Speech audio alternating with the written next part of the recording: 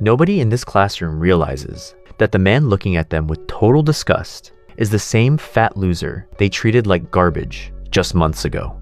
Back then, he was the school's 300-pound punching bag, a guy who took every insult and every hit with a smile just to survive the day. But the bullies made a fatal mistake. They targeted the only person who loved him, sending his girlfriend to the hospital in critical condition. That day, the nice guy died. He spent months in a literal hell, transforming his body into a weapon designed for one thing: extinction. Now, he's back at school, and nobody recognizes the man standing in front of them. The bullies are still laughing in the back of the room, looking for their next victim, having no idea that the predator they created is finally ready to collect his debt. The hunt has officially begun, and trust me, they are not ready for what's coming. It all started on one ordinary morning, when some random nobody decided to walk into Soon's classroom and start collecting money. Protection money from students in a school, and when one of the guys in the class refused to pay, this collector did not just ask again. He beat him badly, brutally, the kind of beating that makes everyone in the room look away and pretend they are suddenly very interested in their desks. Now, standing nearby was a guy named Soon, and Soon, to his credit, could not just stand there and watch. So he did what any reasonable person would do in that situation. He took the sandwich he was eating and shoved it straight into the collector's mouth, just like that. Problem solved. Except, of course, it was not solved at all, because then Ha-chin walked in. Ha-chin was Soon's girlfriend. Everyone expected her to come in, see the chaos, and try to calm things down. That is what girlfriends do, right? They step in, they say the right thing, they de-escalate. Except Ha-chin did not de-escalate anything. She walked straight up to that collector, grabbed his arm, twisted it behind his back, locked his neck in a chokehold, and beat him so badly he could barely breathe. She did all of this with the kind of casual efficiency that suggested this was not her first time doing it. And let us be honest here, watching a girl dismantle a grown guy like that is not just impressive, it is terrifying. Kisok, the leader of the group this collector belonged to, was not happy. Not happy at all. One of his guys had just been destroyed by a girl, and that kind of thing travels fast in a school. So Kisok did what every coward with a little bit of power does. He sent someone to mess with Ha-chin's uniform. Ink everywhere. And because everyone in that classroom was too afraid of retaliation to stand up and say what actually happened, there were no witnesses. None. But Soon was there. And Soon did something that nobody expected. He did not explode. He did not charge at Kisok's crew. He walked up to Ha-chin, took off his own shirt, draped it over her shoulders, and gently guided her out to go change. That was it. That was his response. No anger, no scene. Just quiet, steady care. And that is exactly what made Kisok's guys nervous. They watched Soon leave the room, and they could not figure it out. Why was he so calm? Why did he not react? One of them even pointed it out loud, but Kisok told them not to worry. He said that eventually Soon would come looking for them, and that they should just wait. He was right. Soon moved fast. He showed up at the spot where Kisok's crew usually hung out, walked right in, and did not even flinch. The whole group was there. They outnumbered him, and they were all watching him like he had just walked into a cage of wolves. But Soon did not care. He went straight to Kisok and laid it out simply. All Kisok had to do was apologize to Ha-chin and pay for a new uniform. That was it. That was the deal.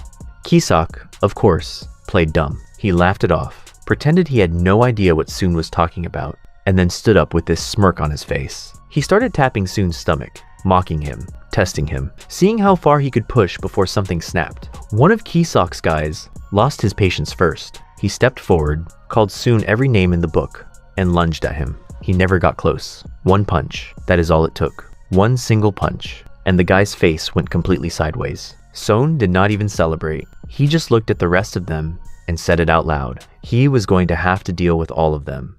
What happened next shook the entire school building. Kisok's guy got up, bleeding, screaming at his friends to help him, and two more of them rushed in. The first one got kicked so hard he flew through the air and never touched the ground until Soon was done with him. The second one got picked up, thrown over Soon's shoulder, and slammed into the concrete. Same result, different guy, same outcome. By the end of it, 3 of Kisok's men were on the ground, and Soon was the one breathing hard. He had given everything he had. His body was running on fumes. Kisok watched the whole thing, and instead of being scared, he actually clapped. He genuinely applauded.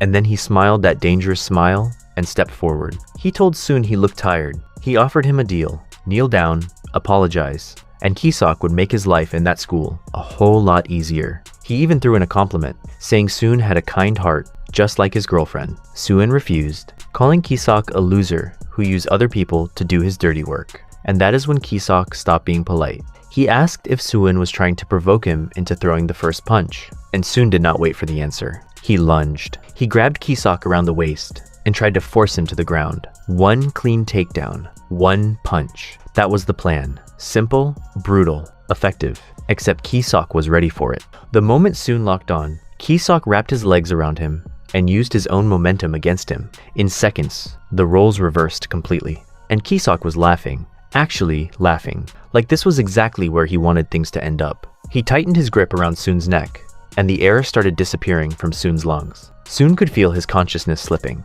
He could not breathe. He could not move.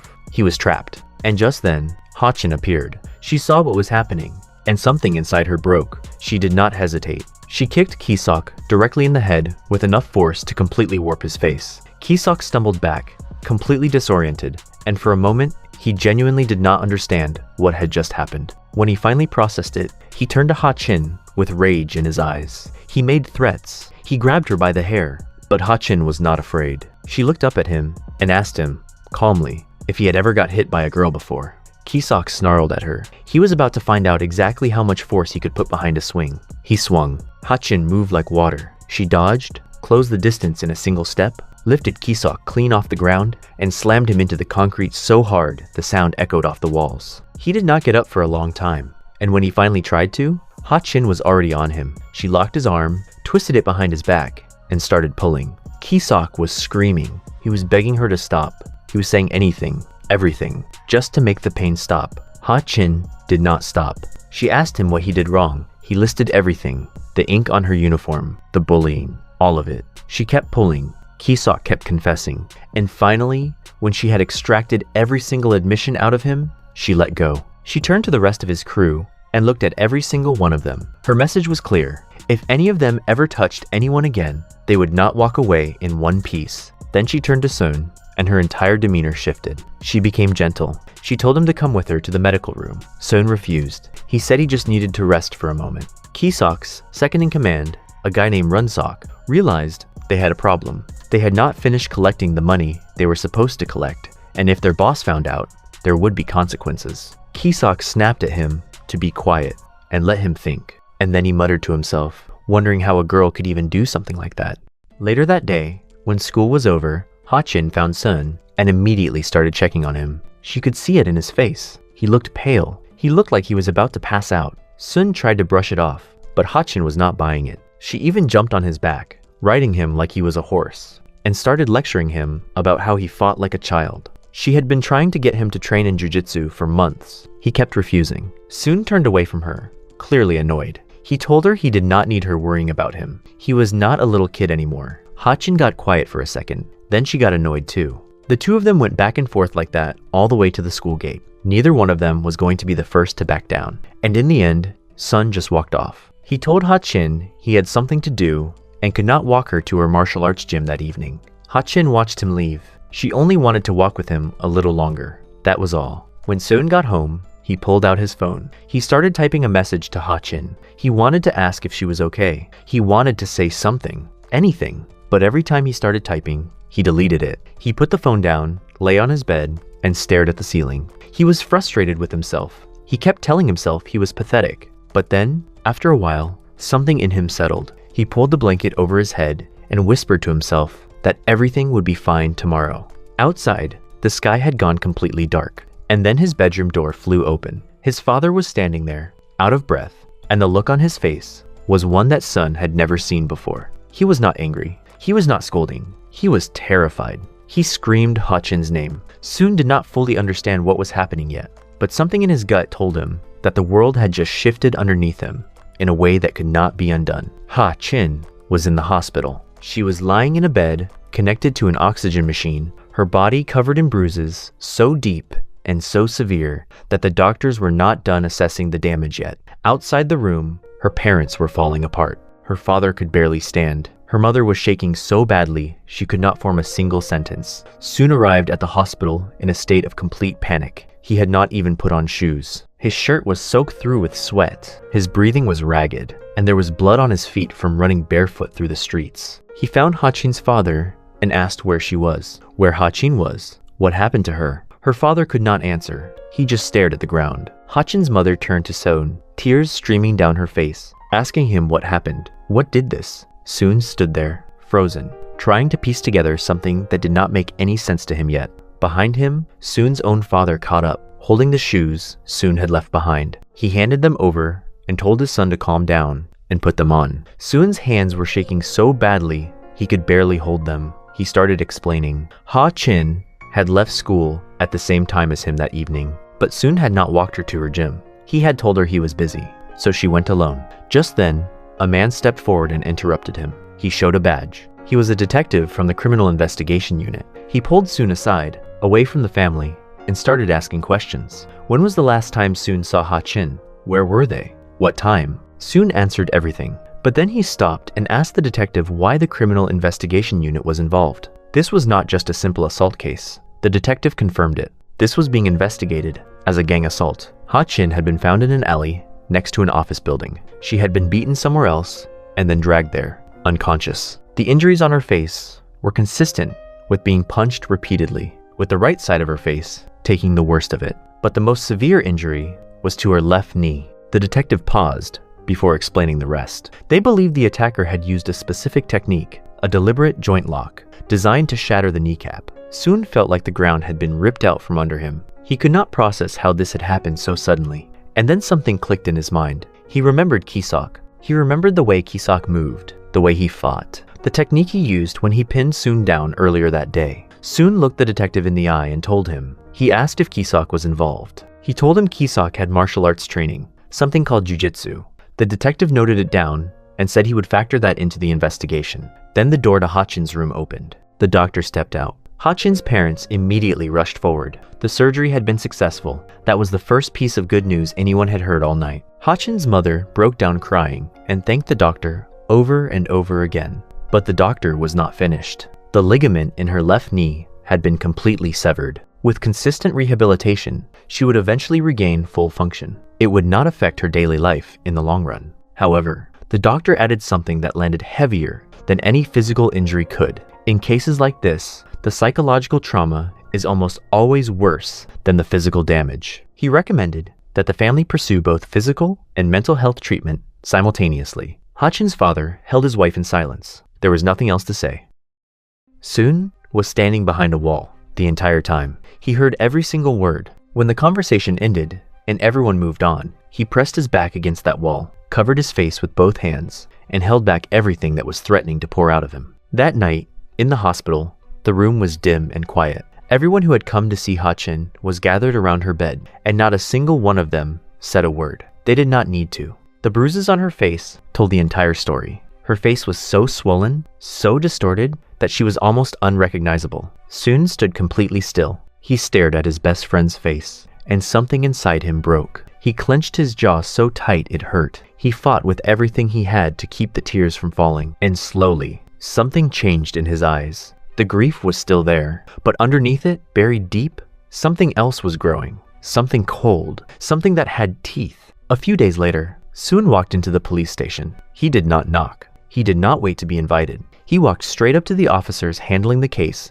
and started demanding answers. He told them the alibis they had collected were fabricated. He asked them how long they had been investigating and why they had found nothing useful. He asked about the surveillance cameras. One of the officers, Officer Jiang, got angry. He told Soon to watch his mouth and reminded him that the police were not dedicated solely to this one case. Another officer, Officer Na, calmed things down. He explained that the camera on the office building next to the alley where Ha-chin was found had been broken and it was already scheduled for repair. He told Soon they were looking into the building and trying to gather footage from other cameras in the area. Soon's eyes drifted to something on the desk. A file about the gold office building. Officer Na noticed where Soon was looking and immediately closed it. He told Soon that if there were any updates, they would contact Ha-chin's family and that Soon needed to stop coming to the station. Soon stood there for a moment, completely silent. Then he said it out loud. The school told him to talk to the police. The police told him they did not have enough evidence, and so Kisok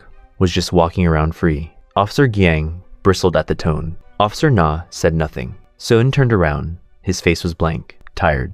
And then he looked back over his shoulder, and his eyes were completely different. They were sharp. They were locked on something that no one else in that room could see. He told them he would handle it himself. Officer Young started to react, but Officer Na grabbed his arm and stopped him. After Soon left, Officer Na turned to his colleague and said something quietly. He told Officer Jiang that when he has a chance, he should look into what that kid was planning. That night, Soon was waiting outside the gold office building. It was dark. It had been dark for a while, but he was patient. He sat there, completely still, and waited. Eventually, Kisok came out. He was with his girlfriend, and they were both laughing, talking about how well everything had gone that evening. Runsok came out right after them with a girl of his own, and he was congratulating Kisok, telling him he looked incredible tonight. Kisok noticed Soon immediately, and Soon noticed them. Soon stood up slowly. He told them that he had been wondering if he was wrong about them being involved, but seeing them here, at this exact location,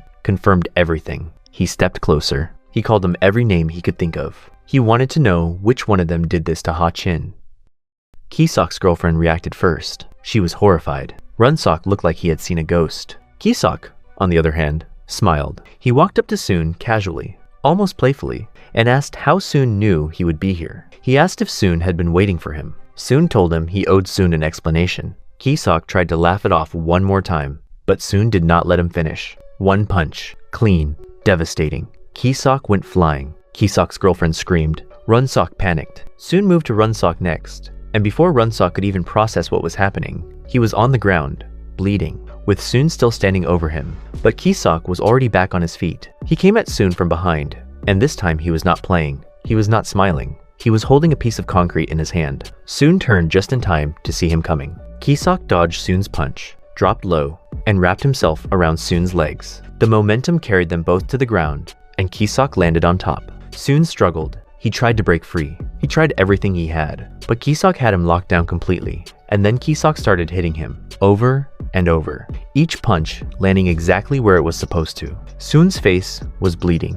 Kisok grabbed Soon's arm and started bending it. He told Soon he was going to make him match his girlfriend. He called Soon worthless. Soon kept fighting, kept trying to resist, kept spitting defiance even as his body gave out underneath him. Kisok laughed. He said he was going to break Soon's arm and see if Soon could still talk as much. But then a voice cut through the darkness. It was calm, it was cold, and it did not belong to anyone who was supposed to be there. Kisok turned his head, and standing at the edge of the alley was a man. An older man, white hair, long and loose, and he was not wearing any clothes. Kisok stared at him, completely thrown off. He asked the man what he was doing, why he had no clothes on. The man did not answer that question. He simply told Kisok to let go of Soon. Now, Kisok did not move fast enough. The man stepped forward, and the energy in that alley shifted completely. Kisok could feel it. Something about this man was fundamentally different. Something dangerous. Kisok released Soon's arm and stood up, but he tried to save face. He asked the man what business he had getting involved, and he pointed out that Soon had started the fight. The man did not even look at Kisok when he responded. He turned to Soon first, asked if he was okay, and told the rest of the group to disappear. Kisok's pride would not let him back down that easily. In a moment of reckless anger, he threw a punch at the man's shoulder. He shouted at him to mind his own business. The man glanced at Kisok. His expression did not change. He asked Kisok if he was curious about what the man was capable of. Kisok, despite the fear creeping into his chest, tried to act tough. He asked where the man had trained. The man lowered his stance slightly and told Kisok he was about to find out firsthand. Kisok swallowed. He tried to hold his ground. He asked what exactly that was supposed to mean. The man reached into his pocket and pulled out his phone. Kisok, realizing what was happening,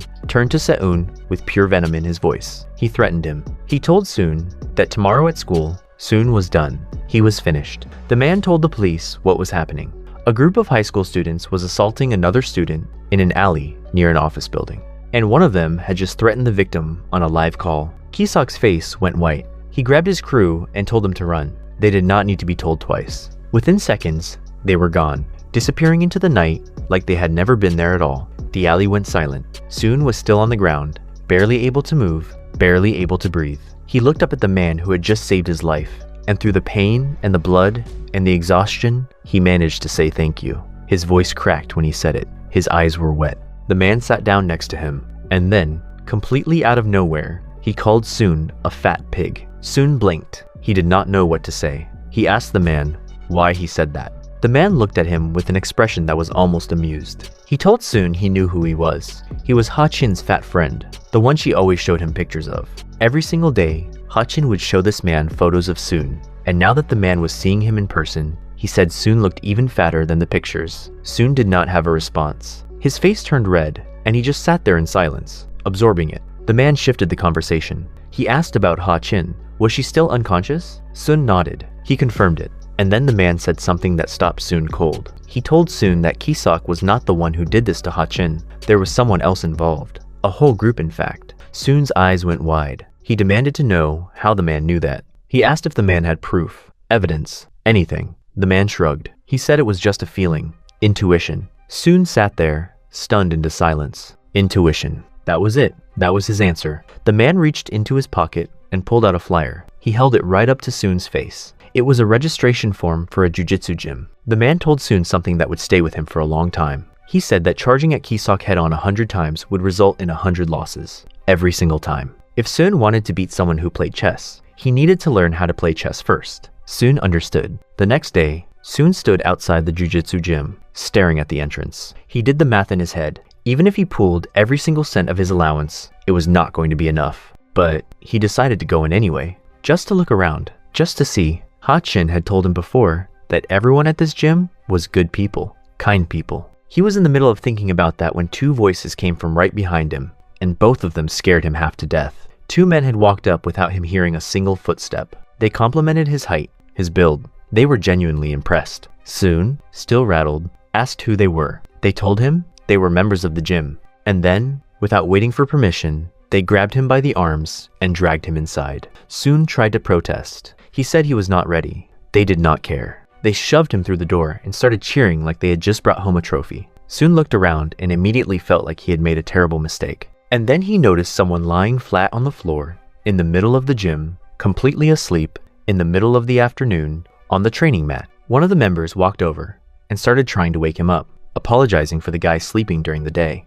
And when the man finally opened his eyes, Sun recognized him immediately. It was the man from the alley. The one without clothes. The one who had saved his life. His name was Aeon. Seun asked how someone could just fall asleep in the middle of a gym like that. On barely seemed to register the question. When someone told him that a new member had arrived, On looked at Seun and immediately identified him. He told the others that this was Ha-Chin's fat friend. The two members who had dragged Soon in reacted like they had just met a celebrity. They had seen Soon's photos before, the ones Ha-Chin showed them every single day, and now here he was in the flesh. Soon, completely embarrassed, tried to back toward the door. He mumbled that he did not actually have enough money to join. But before he could leave, a voice from outside the door asked how much he was short. Soon turned, and it was the gym's owner. The man asked again, how much did Soon need? Soon stammered that he was short a lot, and that he would come back another time. The owner kept offering discounts, and then one of the younger members spoke up. He had an idea. He said it would benefit everyone involved. The owner listened. The young member laid out a plan. He pointed out that Soon had incredible height and bone structure. All he needed to do was lose weight. If they could document that transformation, it would be the single best advertisement the gym had ever produced. Jiu-jitsu as a sport, as a family, as a way to get in shape, to build confidence, to learn self-defense, and at the center of it all, a before and after story that no one could ignore. The room went silent for about half a second before everyone started talking at once. Even the owner, who had called this kid insane not 30 seconds earlier, was nodding along. The plan made sense. It was clean. It was compelling. It was exactly the kind of content that gets shared. Soon tried to speak up. He tried to tell them that he had never agreed to any of this.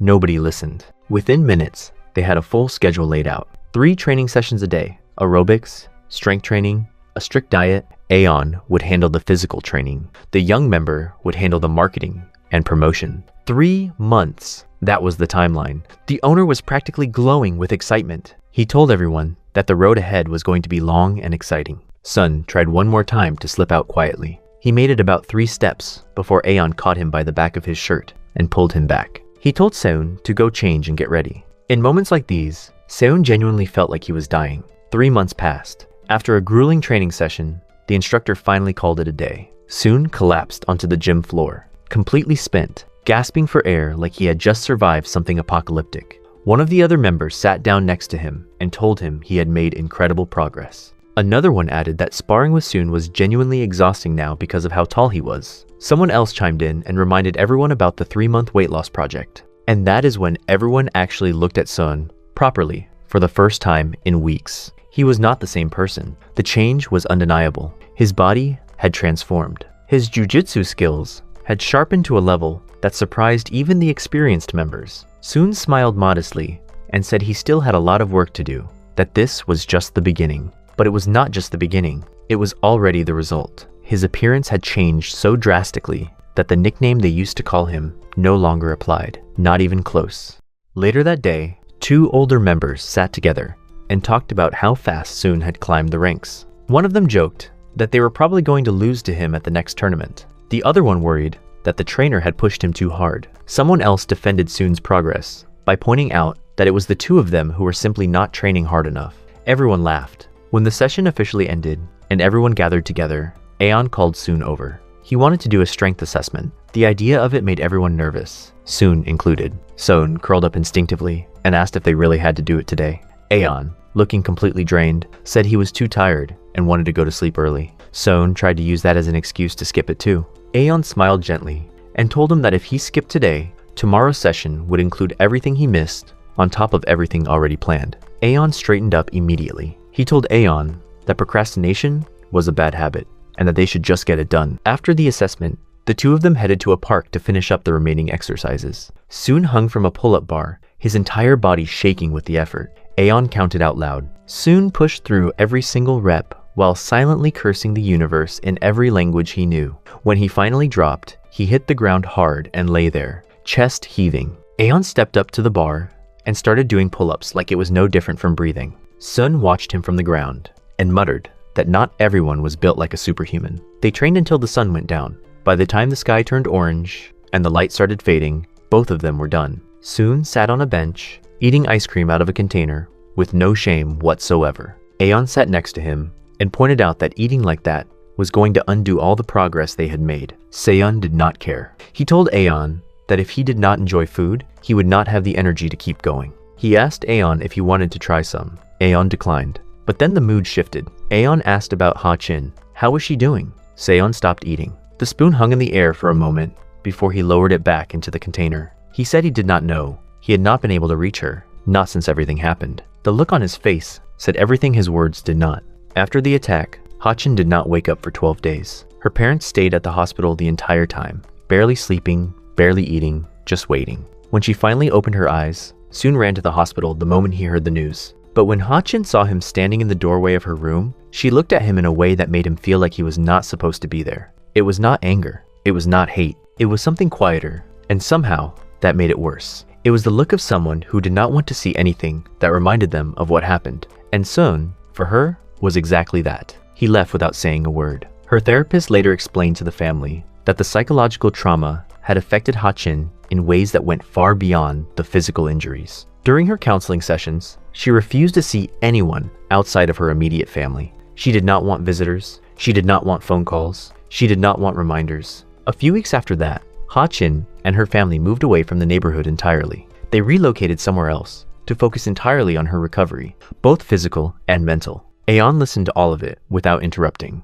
Then he asked if the police had said anything. Soon's expression went flat. He said they told him the investigation was ongoing. He said it did not seem like there had been much progress at all. Aeon studied Soon's face for a long moment. The way Soon was staring into the distance, the way his jaw was set, the way his eyes had gone completely still. Aeon looked at Soon and asked a question that hung in the air like smoke. Had Soon found the people who did this? Was he planning something? Aeon's voice was steady, almost careful. He reminded Soon that self-defense was one thing. Learning to protect yourself was understandable. But using martial arts to harm someone? That was disgraceful. That crossed a line that could not be uncrossed. Soon did not respond. He could not. All he could manage, quietly, in his own mind, were 3 words. I am sorry. Aeon stood up, ready to leave. He told Soon that this was as far as he could go with advice. In the end, Soon was the one who had to decide how to live his own life. But the truth was, Sun had already made his decision 3 months ago. The moment he walked into that gym, the moment he committed to the training, the moment he let the anger settle into something sharper and more dangerous, the decision had already been made. The break ended. School started up again for the new semester. On the first day back, Kisok stood in the school courtyard, talking to Runsok. He reminded him that today was opening day, which meant they needed to be careful when collecting money. The rates had gone up again. It was almost hard to believe. Runsok nodded. He said he would focus on collecting in the bathrooms. Kisok pointed towards Soon's class and told Runsok to make sure he collected from the fat kid too. Except Soon was not fat anymore. Soon had not been to school in a while. He did not know if Soon would even show up that day. The two of them kept talking, completely unaware that Soon was walking right behind them, listening to every word. Inside the classroom, Kisok sat with his feet up on the desk, phone pressed to his ear, checking in with the others to see if they had finished collecting protection money yet. A girl from class walked up to him nervously and told him someone wanted to see him on the roof, urgently. Kisok asked who it was. The girl blushed and stumbled over her words. She said she did not know, but that he was tall, had a great build, was handsome, and was completely different from Kisok. Kisok assumed it was his senior. Down. The girl was not sure. Then she told Kisok to hurry up and go. Meanwhile, in the bathroom, a group of bullies had cornered a few students. One of them was trying to play it off like a joke. He told the victims not to make him angry, that people might think they were bullying them. He asked why would the victims not just accept their requests. Runsok was in the middle of his speech when his phone rang. The voice on the other end told him that he couldn't come since Senior Down had called him and he needed to go immediately. Runsok hung up and told the others to focus, and that is when the bathroom door opened. Runsok told him that if he needed to use the bathroom, he should use a different one. This one was occupied, but before the guy could finish his sentence, a voice cut him off. Long time no see. Runsok turned around, completely unable to recognize who this was. He asked if this was a transfer student. He said it seemed like this person did not know who was he dealing with. Soon stepped forward and told the students behind the bullies to leave. He said he was responsible for cleaning the bathroom anyway, so why were there so many bugs in here today? One of the guys in the gang stepped forward. He asked Soon what he was talking about. He called him a brat, told him he was done for, said that just because Soon was a little taller did not mean he could act tough. Soon grabbed the guy by the hair, calmly, almost gently, and confirmed it. That was exactly right. And then, without hesitation, Soon punched him directly in the face. The guy dropped to the ground, foaming at the mouth, unconscious. The others stood there, frozen, completely unable to process what had just happened. Soon shouted at them to get out, but they were too scared to move. Finally, all at once, they bolted out of the bathroom. Runsok tried to grab one of them as they ran past, asking where they were going. But before he could catch anyone, Soon kicked him directly in the side, sending him flying into the wall with a massive crash. One of Runsok's friends got angry and charged at Soon. Soon dodged easily, then drove his fist into the guy's ribs. The guy screamed in pain. Another one with green hair rushed in desperately, but the result was no better. Soon grabbed him by the collar, yanked him backward, and slammed him onto the floor. Soon was not done yet. The guy with green hair looked up in terror as Soon's fist came down again, clean and precise, right into his body. Runsok was panicking now. Seeing someone this strong appear out of nowhere, he stammered, asking who Soon was, what this had to do with anything. Soon did not answer. He charged forward, grabbed Runsok by the throat, and slammed him against the wall. Runsok was shaking, begging for his life. Soon finally spoke, his voice ice cold. He told Runsok to deliver a message to Kisok. Runsok's face turned red, struggling to breathe, barely able to get the words out. He asked what the message was. Soon told him simply, the warm-up was done, it was time for a rematch.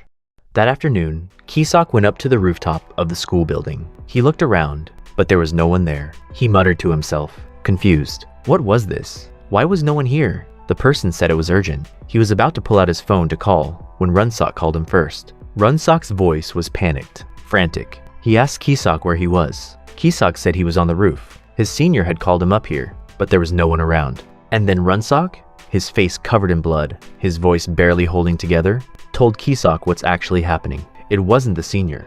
It was Soon, and Soon was coming for him right now. Kisok was confused. He asked what happened to Runsok's voice, and who this Soon even was. But before Runsok could finish explaining, the door in front of Kisok flew open and slammed directly into his face. Kisok stumbled backward and fell hard onto the ground, clutching his bleeding nose, cursing at whoever just hit him. Soon stood there, looking down at him with an almost distant expression. He said he was sorry. He did not know Kisok was standing there. Kisok squinted up at him, still trying to piece it together. He asked if Soon was the one who called him up to the roof.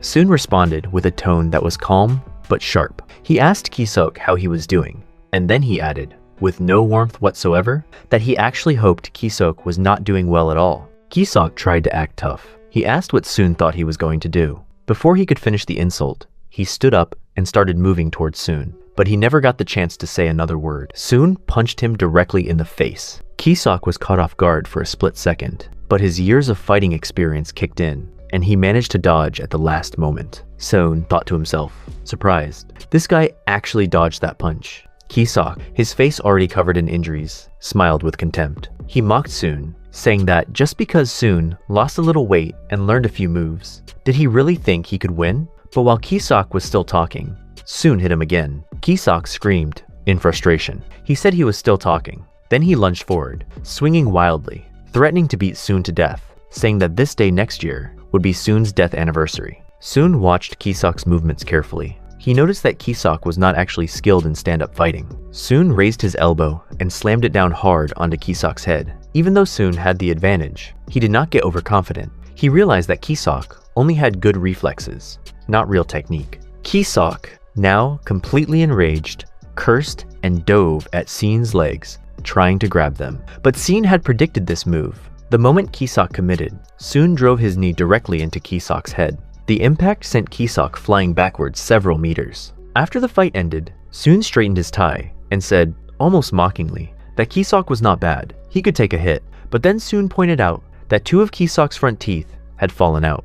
Kisok, grinding what was left of his teeth, told Soon to come at him if he was so tough. Soon stood there silently, looking down at the injured, stubborn figure on the ground. He thought back to all those brutal training sessions. He remembered Aeon locking him in a chokehold, forcing him to submit, and how Seon had struggled with everything he had to escape. When he finally broke free, Soon was gasping for air, coughing, asking Aeon if this kind of training would actually help him. He said he thought he should be learning joint locks or submission techniques instead. Aeon explained that everything Soon was learning was designed to help him create advantageous positions and break through an opponent's defenses. What Soon had been practicing so far was just the most basic knowledge of defensive systems. He needed to understand the system deeply enough that no matter what position he found himself in, he could read more moves ahead and apply more techniques. Only then could he decide the right moment to execute a finishing hold. Aeon rolled over and told Seon to go again, to keep training. Seon had asked if this kind of situation would even happen in real life.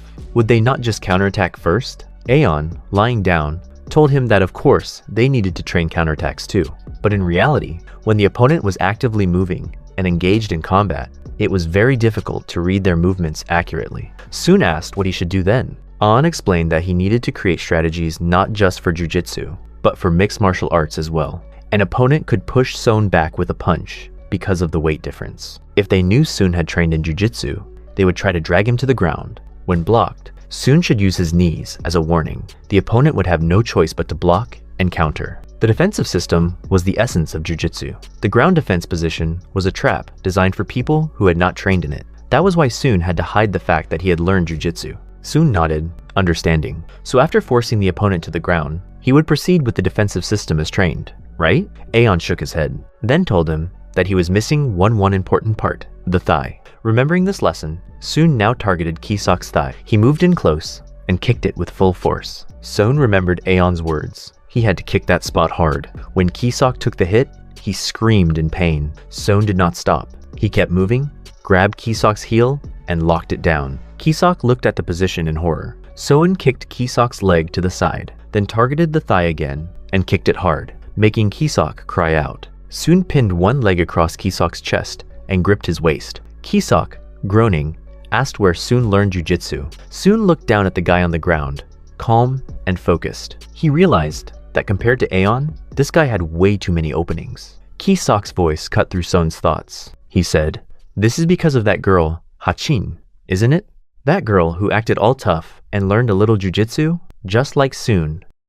Hearing that name, Soon flinched. He demanded that Kisok repeat what he just said. Kisok, lying on the cold ground, spoke with a tone full of mockery. He said that at first, Hachin acted so brave, but after just a few hits, she was whimpering non-stop, just like an abandoned dog. Hearing the details of Hachin being beaten, Soon could not hold back his anger. He was about to raise his fist when Kisok kept talking. Kisok said that Hachin had called Soon that day, didn't she? He told him that if he had walked with her to the gym that day, nothing would have happened. You did not even pick up the phone when she called you. How irresponsible. Those words hit Soon like a freight train. The image of Hachin's cold expression, the way she looked at him like she did not want to see him, flashed through his mind. While Soon was distracted, lost in panic, Kisok took advantage. He lifted Soon up, causing him to lose balance. Immediately after, Kisok kicked Soon hard in the thigh and quickly reversed the position, shoving Soon to the ground. Soon cried out in pain, realizing he had been too careless. He needed to defend immediately. Kisok jumped up, about to stomp down hard on Soon's chest, but when he saw Soon's defensive position, he hesitated for a moment. Still, he kept attacking, cursing non-stop, asking if Soon could even block this. He told Soon he preferred punishment over mercy. Kisok screamed, asking why Soon would not just take the beating and live quietly, unless Soon wanted to become a cripple. But just as Kisok was shouting, a powerful kick came flying directly into his face. Kisok screamed in pain, still cursing, squinting at Soon's position. He recognized it. This was Spider Guard. He tried to think of a counter, but Seun's strength made it impossible for him to escape. Seun spoke, his voice cold. He asked if Kisok thought living quietly was an option. He said Kisok's words made him sick. Someone like Kisok was disgusting. Kisok struggled, telling Soon to shut up and let him go. But Soon did not release him. His voice was full of warning. He said it was not just Kisok. Everyone who had done this to Hutch and Soun was going to deal with them one by one. Soun kicked hard, sending Kisok off balance, then quickly pinned him to the ground. Inside Kisok's head, alarms were going off, telling him to counter, but he could not lift the thigh that had just been kicked. Soun sat up straight on top of him, his eyes ice cold. Kisok panicked. He told Soun to wait, to stop for a second, that something was wrong with the spot Soun had just hit. But Soun did not miss the opportunity. A devastating punch came down directly into Kisok's face. Soon's voice was steady, almost calm, but laced with rage. He said that Ha-chin was just a weak person. She did not deserve what Kisok and his friends had done to her. Soon would repay them 100 times over.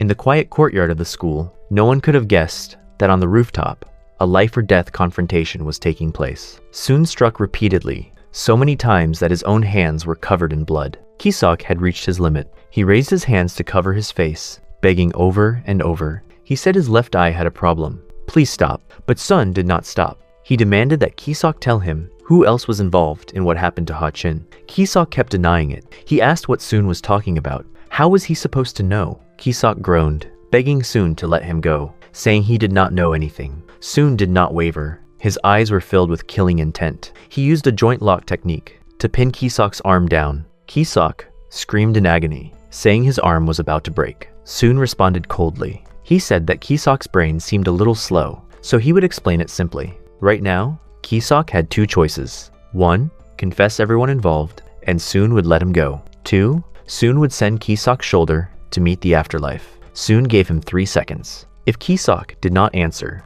that meant he chose option 2. Kisok panicked. He said Soon was crazy. Could you even handle the consequences? Soon looked down at him with contempt. He asked if Kisok and his friends thought about consequences when they did that to Ha-chin. Kisok finally realized that Soon was not going to show mercy. Soun started counting down, tightening his grip. Kisok finally gave a name, Son Do-hun. Soun was skeptical. He asked who Son Do-hun was. Kisok explained that he was a third-year senior. He was with them that day. Kisok begged Soun to let go, saying it hurt too much. Soun asked if Son Do-hun was the ringleader. Kisok nodded. Yes, I already confessed, so let me go. But Soun just smiled coldly. He said there was more, was there not? He kept tightening his grip on Kisok's arm. Kisok cried out in pain. He said he understood that he would talk. There were also some guys from other schools. They had lured Ha-chin to a multi-school meetup. Kisok said he was just a small fry. The senior would know more details. Right at that moment, the rooftop door opened. A teacher, furious, shouted at them, asking what they were doing up here. The teacher pointed at Soun. He asked if Soun was insane. He told him to let go immediately. Seeing the situation turn in his favor, Kisok smiled mockingly. He asked Soun what he was going to do now. Soun's life was over. Everyone just saw that Kisok was the victim. Do you really think you won? Your life ended right here. But instead of letting Kisok go, Soun kicked him one more time. He looked down at Kisok and said that they would have to go all the way to the end to see whose life was really over. In the faculty office, a man was shouting angrily. He asked if this was even a student. This was a thug. not a student. The principal was sweating, trying to calm him down, saying that the disciplinary committee would handle this matter. But the man had no patience. He cut the principal off. He told the principal to look at the situation. He did not care about the disciplinary committee. He wanted Sun expelled immediately. But Sun was barely in the room. His mind was already miles away, calculating the logistics of the multi-school meetup and the gang he'd have to deal with. He knew he needed to recover before he could properly dismantle Sun Du-hun, but the reality of the office kept snapping him back. The door swung open, and the lady of the house arrived. Ki-Sok's mother didn't walk. She marched, ignoring her husband's complaints and heading straight for Sun. Without a word of inquiry, she swung a slap intended to humiliate. But you don't spend months in the jiu-jitsu gym without developing certain involuntary habits. Sun's natural reflexes didn't ask for permission. He blocked her hand mid-air with a clinical precision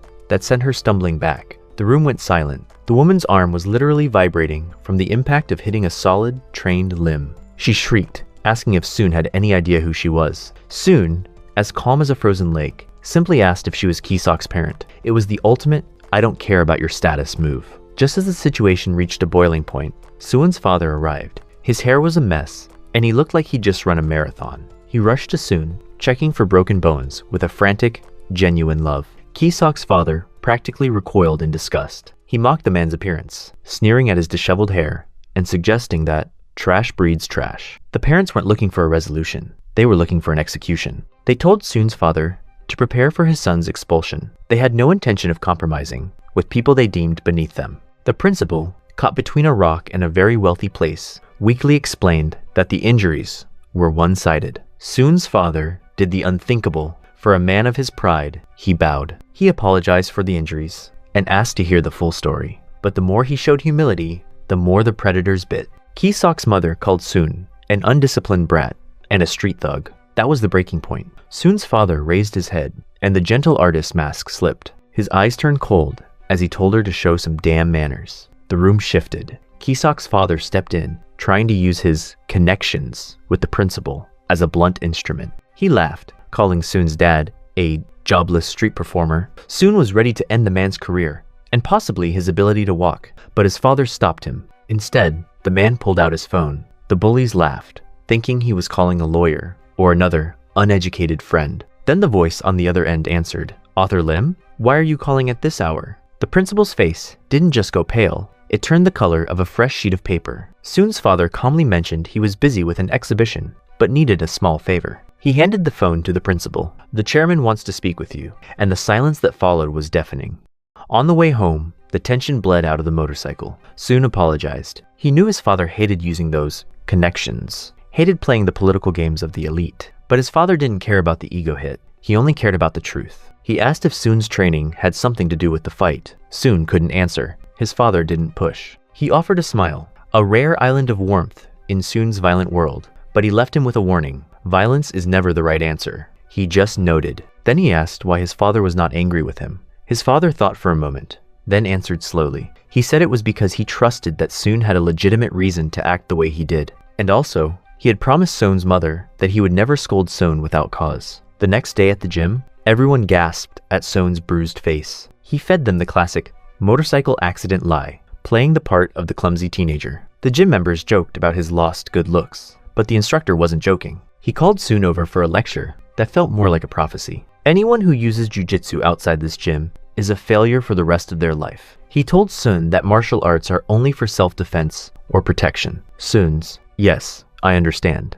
was a lie he told with a straight face. The sparring session that followed was a reminder of the gap between sport and survival. The instructor went all out, using chokes and joint locks. Surprised by the raw power behind Sun's struggles, Sun was exhausted, but his mind was on something else. He noticed someone was missing, Aeon. They told him he was busy handing out flyers. Everyone was working hard on advertising. The instructor dropped a heavy truth while they rested. He talked about Ha-Chin and how Sun was avoiding her out of a crushing sense of guilt. He told Sun that he shouldn't be blaming himself and that she wasn't angry. She was waiting. He confessed that back then, every time she walked into the gym, every time she changed, every goodbye, she was talking about Sion. While Sun was dealing with the weight of his conscience, the real adult world was showing its teeth in an abandoned building. Ki-Sok, the bully who thought he was a king, was now a peasant on his knees. His senior wasn't happy. The money wasn't enough, and the excuse that a martial arts boyfriend had returned to get revenge sounded weak. The senior took off his jacket, a move that in this world is basically a death warrant. He didn't want to talk, he wanted to test Kisok.